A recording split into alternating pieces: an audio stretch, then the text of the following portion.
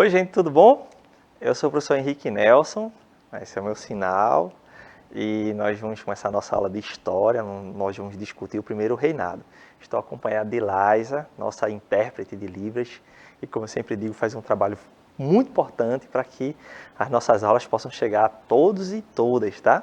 Então, na aula passada, nós falamos sobre justamente a escravidão no Brasil, o tráfico de pessoas escravizadas. Esse é um tema que a gente vai voltar a discutir. Vou deixar aí lembrado para vocês que eu fiquei de mostrar umas imagens para vocês, mas a gente vai fazer isso nas aulas seguintes, um pouco mais adiante, tá? Então, hoje nós vamos discutir justamente o primeiro reinado e, nesse primeiro reinado, o processo de construção do Estado brasileiro, que é uma discussão muito importante, e também as principais características desse período, desse primeiro reinado que vai desde a independência do Brasil, em 1822, até 1831, tá bom? Então, esse é o nosso debate de hoje. E aí eu já trago para vocês essa questão aí. Será que logo após o processo de independência, quando o Dom Pedro I levantou lá a espada, a independência, toda aquela representação que a gente já discutiu, nas aulas passadas, em que eu mostrei para vocês as diferentes representações desse processo da independência, que a gente tem a imagem do Pedro Américo, a pintura do Pedro Américo, em que aparece o Dom Pedro ali ao centro, acompanhado pela elite, pelos soldados muito bem vestidos e ornados. Isso é uma representação romântica aí do final do século XIX, sobre essa independência. A gente discutiu isso. Quem perdeu essa aula, dá uma olhadinha lá no nosso canal no YouTube, nas nossas aulas de História do 8º ano, e vocês vão ver essa discussão sobre a independência e suas representações. Tá? Mas será que já existiu o Brasil logo após a independência? Ou seja, a partir do momento do 7 de setembro de 1822 já estava lá construído o Brasil, com seus símbolos, com seus territórios, com todo mundo já se entendendo enquanto brasileiro, brasileira?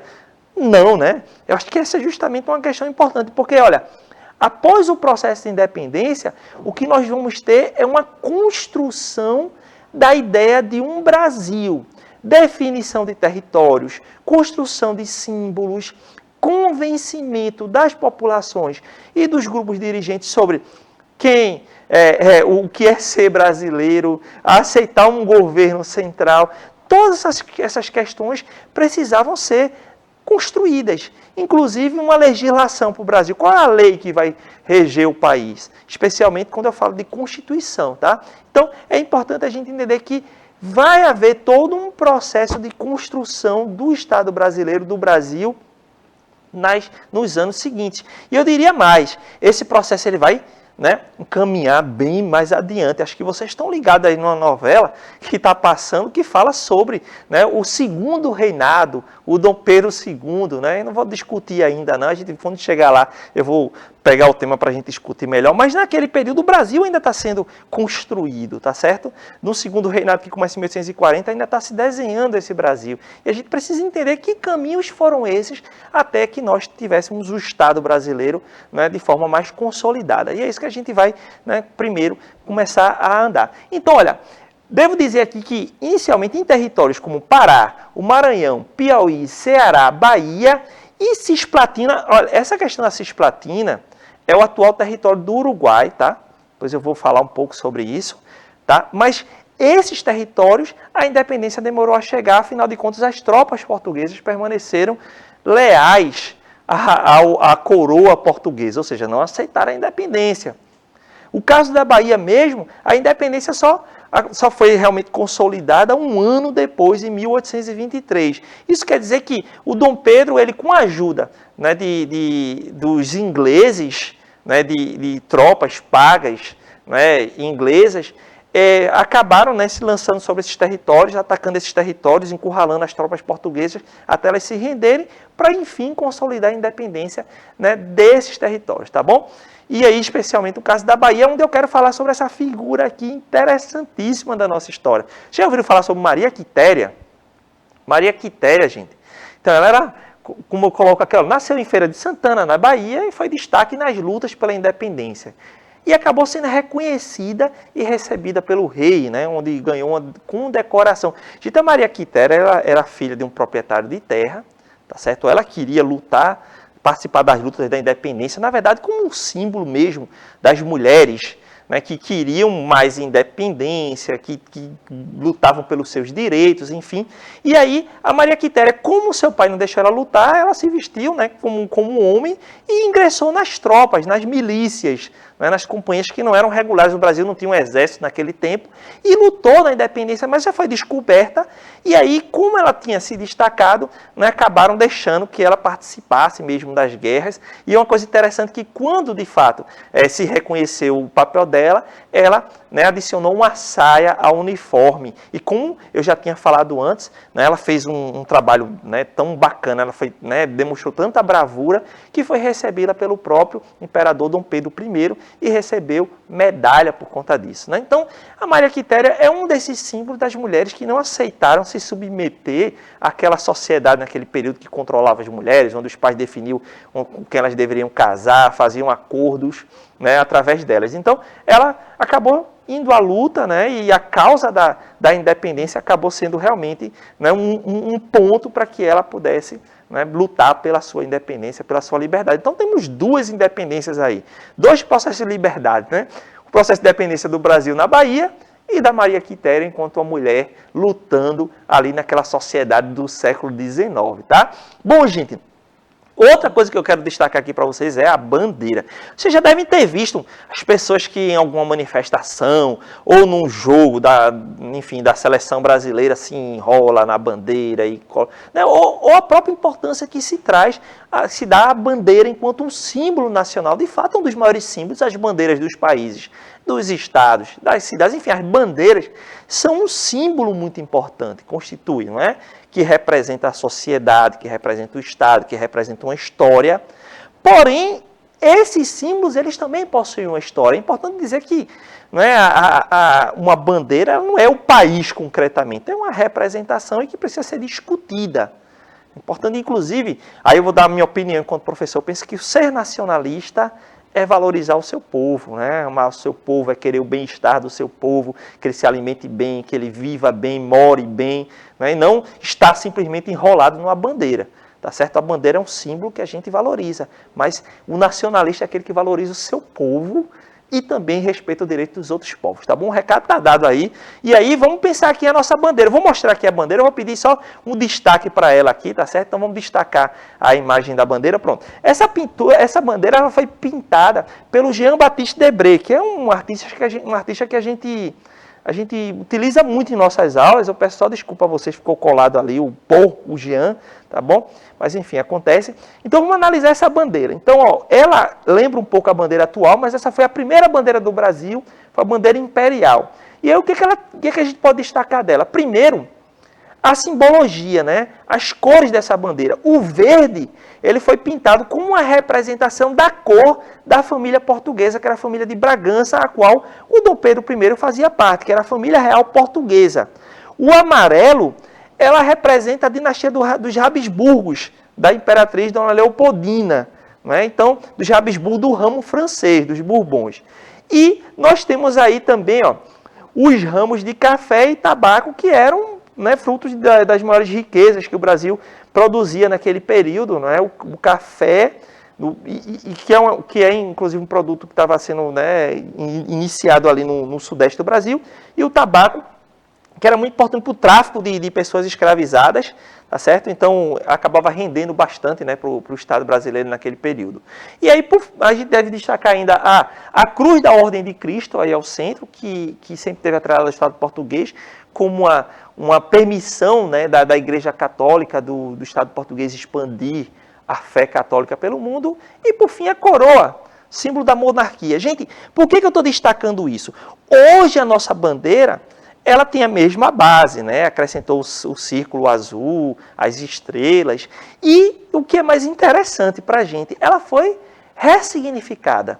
Então, quando o Brasil deixou de ser, né, uma monarquia e tornou-se uma república, essa bandeira foi redesenhada e os argumentos para cada elemento que está na bandeira foi reconstruído. Então, o amarelo passou a ser riqueza, o verde da dinastia do Bragança passou a ser nossas matas, tá certo? E depois se acrescentou o círculo, né? Aí representado como o céu, as estrelas como os estados, o lema progressista, né, do positivismo, ordem e progresso. Então, quer dizer, esses símbolos eles são reelaborados conforme o processo histórico de um país, de um povo, e não é uma realidade concreta. Então, são sempre ressignificações. Quando eu digo ressignificar, é dar novos significados. É isso que a gente precisa entender em história, tá? Para a gente não ficar caindo em discurso vazio, tá bom? Agora, sobre os processos de reconhecimento da independência do Brasil. Então, o Brasil se tornou independente e todos os países aceitaram de cara. Então, hoje os estudos indicam que um dos primeiros países a reconhecer a independência do Brasil foi a Argentina, um ano depois, em 1823. Só que a questão da Argentina é o seguinte, assim como todos os outros países da América Latina, da América como um todo, aliás, que se tornaram independentes, eles se transformaram em repúblicas. Gente, olha só, vou falar aqui para vocês. Quando a gente pega lá do Canadá até a Argentina, ao sul da América, do norte ao sul, todos os países que tornaram independentes se tornaram repúblicas. Mesmo de forma limitada, com direito a voto, com presidente, constituição, né, que garantia alguns direitos. Os Estados Unidos é o maior caso, né, de luta pelos direitos. O Brasil foi o único país da América a adotar uma monarquia, a manter o rei. E o que é pior, o rei do Brasil era só filho do rei de Portugal. Então, quer dizer, as mudanças elas foram muito limitadas. E isso causava um certo temor pelos outros países da América Latina.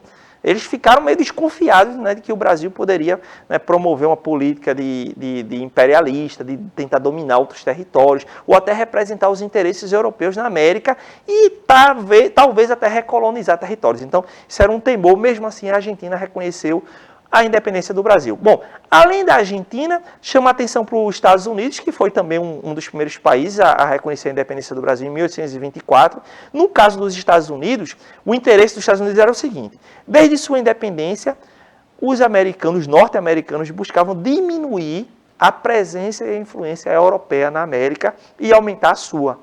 E isso faz parte de uma política que a gente chama de doutrina Monroe.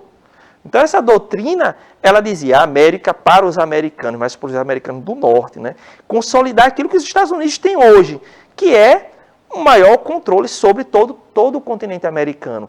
Isso eles só vão conquistar mesmo lá na metade do século XX, lá por volta da Segunda Guerra Mundial. Mas, importa dizer que mais de 100 anos antes, né, desse período, em 1824, os norte-americanos já lançavam sua doutrina de diminuir a presença, né, europeia no continente americano. E aí, gente, por isso que eles acabaram reconhecendo tão rapidamente a independência do Brasil, apoiar a independência do Brasil e, claro, né, no caso, os portugueses já tentar afastar essa presença portuguesa. Porém, a coisa não se deu tão assim como os americanos tinham pensado. Por quê? Porque os ingleses já tinham uma influência muito grande no Brasil. Mas um pouco, né, muito mesmo, porque, afinal de contas, a Inglaterra estava em pleno processo de Revolução Industrial, produzindo muito, e queria o Brasil como um mercado que fosse favorável para eles, venderem suas mercadorias, buscar matéria-prima.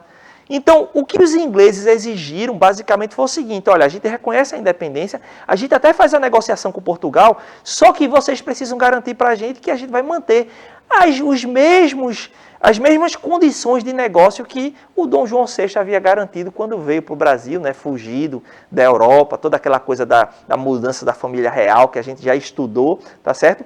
Então, os ingleses queriam condições vantajosas de comércio, isso eles vão ter.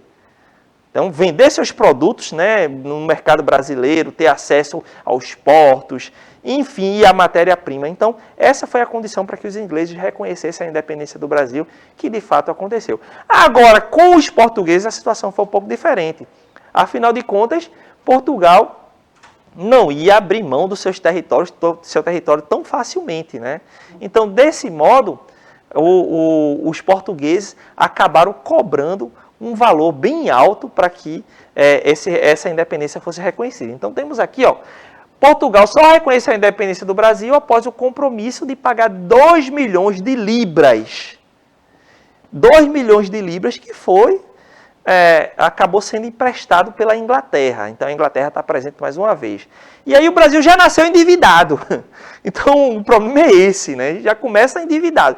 Paga-se os 2 milhões de libras e o Brasil vai ficar pagando com juros aos ingleses. E havia uma outra coisa importante. O Brasil deveria se comprometer de não incentivar a independência dos territórios que pertenciam a Portugal na África, especialmente Angola. Gente, naquele período, até por conta do tráfico de pessoas escravizadas, a relação entre Brasil e alguns territórios da África era tão grande que a independência do Brasil fez com que se levantasse uma discussão nesses territórios portugueses da África de também aderir à independência do Brasil e compor o Império Brasileiro. Mas como compromisso, o Brasil acabou não estimulando, não participando desses processos na África. O que vai acontecer com as próprias histórias dos povos africanos, em Cabo Verde, em Angola, em Moçambique, né? E muitos desses territórios só vão chegar à independência mesmo no século XX, tá? Bom, e aí, gente, um outro ponto importante foi a Constituição. O Brasil precisava ter uma lei. Gente, lembrando, a Constituição é justamente um documento, né, um conjunto de leis que regulamenta a vida num determinado território, no caso de um país. Então, está lá regendo todas as práticas sociais, políticas, né, a legislação que trata da punição, de direitos e de deveres, então está tudo lá na Constituição. Então, claro, todo país precisava ter uma Constituição, pelo menos dentro da nova concepção de Estado, que, de certo modo, foi inaugurada com a independência dos Estados Unidos, com a Revolução Francesa, ou seja, que não podia ter mais uma monarquia que governasse sem que houvesse um compromisso, uma lei para seguir. Não é? Ou o que nós chamamos de monarquias constitucionais ou repúblicas, né? que nasceram, como foi o caso dos Estados Unidos e dos outros países da América. Então, repúblicas que tinham esse documento que, no caso, né, rege aquela sociedade. Nós temos hoje a nossa Constituição de 1988. Ao todo, o Brasil tem 7 constituições. Isso mostra a instabilidade política no Brasil. A primeira Constituição foi essa que a gente vai discutir agora. Ela foi elaborada em 1824, tá? 2 anos depois da independência. Só que a treta foi o seguinte, gente, ó. Quando começaram a elaborar a Constituição no Brasil, então as elites proprietárias de terras, de sujeitos escravizados, começaram a elaborar, elegeram deputados que foram lá para o Rio de Janeiro, a então capital do Brasil, e começaram a elaborar o documento, que foi até apelidada da Constituição da Mandioca. Ela dava alguns direitos, algumas garantias para os proprietários, para as pessoas ricas, para os pobres não. Nem se pensou acabar com a escravidão, nem se pensou a abrir a possibilidade de comprar terra, nada disso. Então era para uma elite. Só que essa Constituição ela diminuía muito os poderes do rei. E Dom Pedro I não gostou, não. Peraí, que negócio é esse? O rei sou eu, rapaz. Então Dom Pedro ele não aceitou essa ideia de uma monarquia constitucional e de que um rei que tivesse que governar justificando os seus atos aos seus súditos. Então vai haver um confronto aí. É justamente isso que eu estou representando para vocês na tela. Gente, ó, entre esse confronto do Dom Pedro I e da elite, né, que estava lá elaborando a Constituição, deu ruim para essa elite, porque o Dom Pedro mandou chegar lá, cercar, juntou as suas tropas de mercenários, principalmente ingleses, cerca o Congresso e manda fechar e diz assim, acabou esse negócio, ninguém vai fazer Constituição, coisa nenhuma. Quem vai fazer agora sou eu. Então foi isso que o rei fez. O rei foi extremamente autoritário, gente. O negócio para Dom Pedro já começou ruim aí, né? Porque as pessoas começaram a olhar, e não dá certo não, esse rei autoritário não. E o rei, ele outorgou a Constituição. Esse termo outorgar quer dizer impor. Então o rei chamou um jurista, mandou elaborar uma Constituição que interessava a ele, e essa foi a primeira Constituição do Brasil. A Constituição outorgada, imposta em 1824, que era assim, né, conservadora, ela não promovia nenhuma grande alteração na sociedade brasileira, nem se pensou em discutir a escravidão. Questões que eu tenho falado para vocês aqui. O Brasil nasce enquanto um país que não promove grandes mudanças na sua estrutura social, política, econômica, continua aí dentro do governo, né, de um monarca autoritário e português. Então, esse foi o quadro. E aí, gente, uma coisa interessantíssima dessa Constituição é como ela organizou os poderes. Se a gente lembrar das nossas aulas sobre o iluminismo, das aulas que vocês tiveram sobre o iluminismo, existe uma ideia que tem sido, né, que estava se fortalecendo desde o século XVIII, do Barão de Montesquieu, que era a divisão do Estado em 3 poderes, executivo, legislativo e judiciário. Gente, essa divisão dos 3 poderes fundamenta o sistema político até hoje. O Brasil é assim. Então a ideia é que os três poderes coexistam com independência e cada um com um papel específico. Isso garantiria o equilíbrio, para que ninguém tivesse mais poder do que o outro, agisse de forma autoritária, rompesse com as leis. Tá? Então a ideia era essa. E aqui no Brasil, a Constituição que o Dom Pedro mandou fazer, ela tinha os três poderes, o Executivo, o Legislativo e o Judiciário. Só que aqui no Brasil se criou um negócio muito maluco. Gente, olha só, o Dom Pedro mandou construir um outro poder acima dos três poderes. Essa foi uma invenção nossa aqui, um arranjo que simplesmente concedeu poder maior ao rei, quase, né, colocando num papel de um monarca absolutista. Era o poder moderador. Então o poder moderador tinha poder sobre os outros poderes, tinha inclusive o direito de mandar fechar o Senado brasileiro, o Parlamento brasileiro, que já não era também grandes coisas, que estavam ali só as elites, só os proprietários de terra, de sujeitos escravizados. Então, vocês imaginam que nessa briga entre poderosos, quem não ganhava nada era o povo. Quem não ganhava nada era justamente os sujeitos que excluídos da sociedade de fato, né? Particularmente escravizados. Bom, então, gente, olha, o governo de Dom Pedro I, ele de fato passou por um monte de problemas. Esse autoritarismo, as revoltas que vão estourar. Então, vamos colocar aqui para vocês a imposição da Constituição de 1824, associada a outros conflitos com as elites brasileiras, fez com que a popularidade do imperador despencasse. Né? Então, aquele imperador que lá, né, proclamou a independência do Brasil, que foi saudado e etc., que o pessoal pedia para ele ficar, que encaminhou, agora já não era grande coisa para as elites brasileiras que estavam arretadas com esse autoritarismo, principalmente alguns territórios que estavam pagando muito imposto, que não estavam tendo voz no governo do Brasil. E aí eu destaco o caso daqui de Pernambuco. Pernambuco já tinha um histórico de revolta. A Revolução Pernambucana de 1817, ainda quando os portugueses dominavam o território brasileiro, ainda quando éramos colônia, já enunciava, né, uma insatisfação a partir da dominação que se dava do Rio de Janeiro, né, sobre os outros territórios, especialmente o Nordeste, que estava em crise, estava em decadência naquele momento. A atividade açucareira já não rendia tanto quanto em outros momentos. A mesma coisa o algodão, né, que foi aos poucos substituindo durante um período a atividade açucareira.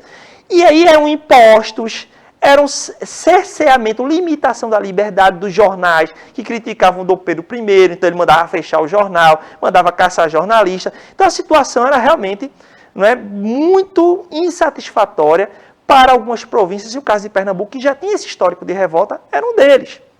E aí, gente, é nesse cenário que nós vamos ter a chamada Confederação do Equador em 1824. Gente, 1824 vai acontecer justamente aí, 7 anos depois da Revolução Pernambucana. Muitos sujeitos que já estavam na Revolução Pernambucana vão participar da Confederação do Equador. E aí a ideia era justamente separar do Brasil, construir uma república aos moldes do que acontecia no restante da América, e recebeu esse nome porque vai se buscar a Constituição do Equador para, né, de forma emergencial, para reger, né, essa nova república que surgia com a presença, né, com a aliança de outros estados do Nordeste, né, o caso da Paraíba, do Rio Grande do Norte, do Ceará. Então, tentou-se, mas as tropas que o Dom Pedro mandou, né, inclusive de mercenários ingleses e tal, acabou sufocando esse movimento. E aí eu até convoco vocês a estudarem, a pesquisarem mais sobre isso, já que aqui não dá tempo a gente escorrer mais. Mas eu quero destacar aqui essa pintura do Murilo La Greca, do início do século XX, e aqui ela traz uma representação do Frei Caneca, era um religioso que foi, né, morto depois de preso, e o movimento sufocado com uma das lideranças importantes, ele acabou sendo fuzilado, né? Era para ser enforcado, não apareceu quem quisesse fazer isso, inclusive porque ele era um religioso,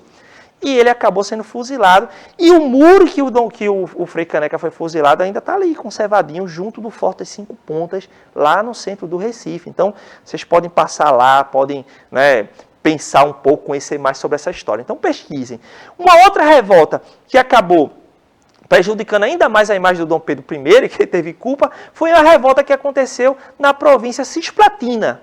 Então, da revolta dessa população e das elites da província cisplatina, que ficava no extremo sul do Brasil, foi que aconteceu uma guerra entre né, as tropas brasileiras ainda em construção e mercenários com, né, as elites da província cisplatina, que antes pertencia à Espanha, depois passou a pertencer a Portugal, depois ao Brasil, enfim. Então, dessa guerra surgiu um novo país, que foi o Uruguai. Não sei se vocês sabiam, mas então o Uruguai nasceu justamente de uma guerra contra o Brasil, e eles venceram nessa batalha, né? O Brasil, que não tinha nem tropas naquele período, diga-se de passagem, mas acabou abrindo mão desse território. Isso prejudicou ainda mais a imagem do Pedro I, né? Então a situação só vai ficar mais complicada. Tá? Então é isso, gente. Ó, diante de muita pressão, o Dom Pedro I acabou abdicando ao trono no dia 7 de abril de 1831. O negócio foi sério mesmo. Então, imagine, o Dom Pedro II, não atentou aos interesses das elites brasileiras, não aceitou que se fizesse uma Constituição a partir dos interesses dessas elites, impôs a Constituição, revoltas começaram a pipocar no Brasil, a Confederação do Equador em Pernambuco foi a maior delas, perdeu o território da província cisplatina ao sul, e isso só vai gerar mais desgaste por conta do fato de Dom Pedro I só aceitar, ou melhor, preferir portugueses nos cargos, né, mais importantes ou de confiança, né, deixando meio de lado os brasileiros. E aí havia uma desconfiança muito grande que o Dom Pedro quisesse unir novamente o Brasil a Portugal, já que ele era um herdeiro direto do trono português. Bom, então isso acabou sendo um motivo dessa elite brasileira temer bastante e fazer mais pressão sobre o Dom Pedro I.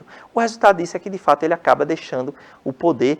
E, aliás, ele não deixa o poder, ele abdica a coroa para o seu filho, né? O Dom Pedro II, né, o que vai ser o Dom Pedro II, que naquele momento ainda era uma criança, ele tinha 6 anos. É justamente esse que está sendo representado na novela que eu falei no começo. Nas próximas aulas a gente vai falar sobre ele, tá? Então ele deixa o trono para o seu filho, que não pode governar, então a gente vai iniciar aí o que a gente chama de período regencial. Matéria para a próxima aula, tá bom? Então é isso, gente. Qual o saldo disso aí? O saldo para o Brasil é o seguinte: o Brasil se tornou um país independente, não promoveu grandes mudanças estruturais, a gente se mantém com uma monarquia, a presença de uma monarquia autoritária, não pensa em acabar com a escravidão, não muda as nossas atividades econômicas, era uma atividade agrícola voltada para a exportação e assim até hoje praticamente. O Brasil ainda depende basicamente da atividade agrícola para exportação, é açúcar, é café, hoje é soja, é carne. Então, quer dizer, é um país que realmente precisa de reformas estruturais, desde sua independência. Então não dá para ficar colocando só culpa nos portugueses, porque o Portugal colonizou o Brasil. Não dá não, porque desde a independência para cá, quantas mudanças significativas aconteceram no país? Então essa é uma pergunta que fica para a gente. Num processo de construção do Brasil, mudanças significativas não aconteceram, sobretudo a permanência da escravidão e do latifúndio, tá certo? Bom, então é isso, gente, ó. Na próxima aula, né, tem essas questões que a gente colocou aí, né, essa instabilidade política, e na próxima... tem uma atividade aqui, ó. Por que a atividade para vocês pesquisarem? Por que podemos afirmar que a primeira Constituição do Brasil já nasceu autoritária? Segundo, pesquise o que foi a Confederação do Equador, vamos pesquisar mais o tema, e quais fatores levaram à abdicação de Dom Pedro I. Nosso robozinho já está dizendo, dá para fazer, né? E aí eu concordo. Pessoal, olha, é isso. Na próxima aula, pergunte aos professores, ao seu professor, à sua professora, vamos dar continuidade ao nosso trabalho. E na próxima aula a gente já vai falar sobre o período regencial. Então já vai estudando o período regencial e vai dar tudo certo. Beleza, gente? Espero vocês na próxima aula. Tchauzinho!